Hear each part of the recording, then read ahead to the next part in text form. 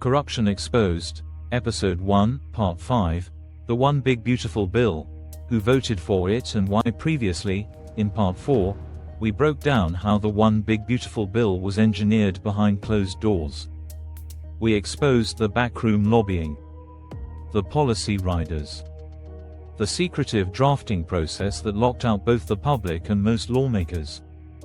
And we showed how special interests, from weapons manufacturers to Wall Street firms, had more influence over the text of the bill than the average elected official.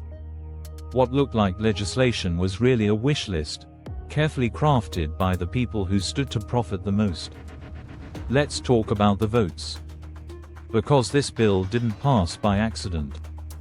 It wasn't a moment of unity. It was a transaction. A political maneuver. And we're going to break down exactly who made it happen, and more importantly, why they did it. This bill passed the House with 218 votes, just barely over the line. But here's the thing, every single Democrat voted against it. Only two Republicans, Thomas Massie and Brian Fitzpatrick, broke ranks and voted no. The rest, they pushed it through.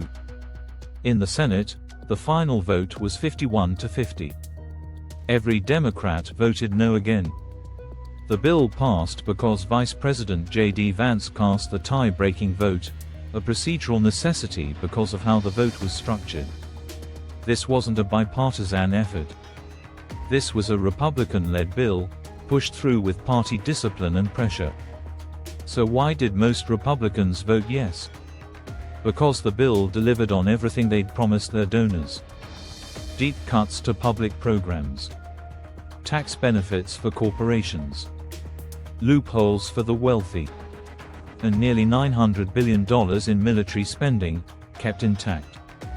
Let's zoom in on some of the biggest names who supported the bill. Speaker of the House Mike Johnson called it a great win for the American taxpayer. But behind closed doors, he was praising the bill for a different reason. It gave him leverage. With Wall Street. With lobbyists. With the far-right members of his own party. Senator Mitch McConnell said after the vote, Congress chose to sell out taxpayers instead. Only once the bill is released, we will know what the true price was. But it just happened to preserve massive defense contracts in his home state. What a coincidence. Donald Trump, who heavily influenced the bill's design from the outside, praised it as the most beautiful bill ever passed. And make no mistake, it had his fingerprints all over it. The giveaways to the rich. The attacks on food programs and Medicaid. The America First language dressed up to hide corporate theft. So if Republicans were united behind it, what happened to the Democrats? They held the line. For once, every single one voted no, not because they're perfect. Not because they don't take corporate money. But because even they couldn't sell this to their base. And yet, despite the opposition, the bill still passed. Why? Because the Republican Party used every tool at its disposal to push it through. Procedural tricks. Midnight markups. Closed-door negotiations. They didn't need votes from the other side, just enough cover from the media to get it done without sparking outrage. And let's be real, even though Democrats voted no, most didn't raise hell. There were no mass protests in Congress. No filibuster attempts. No media blitz explaining what was really in the bill. It was quiet resistance. And in Washington, quiet resistance usually means surrender. The truth is, most of the political class doesn't want you to read these bills. They don't want you to know who's benefiting. And they damn sure don't want you to connect the dots between campaign donors and policy outcomes. Because the One Big Beautiful Bill wasn't just legislation. It was a blueprint for how future bills will be written. Behind closed doors. Without debate. Without transparency.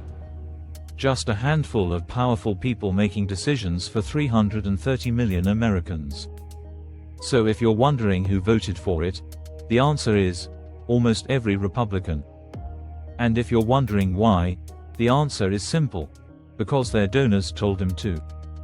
Coming up in Part 6, we'll look at what comes next. What this bill really set in motion. Not just the immediate consequences, but the long-term blueprint it lays out for future legislation. We'll talk about the winners, the losers, and the dangerous precedent this bill sets. Because this wasn't just about one vote. It was about redefining the rules of the game.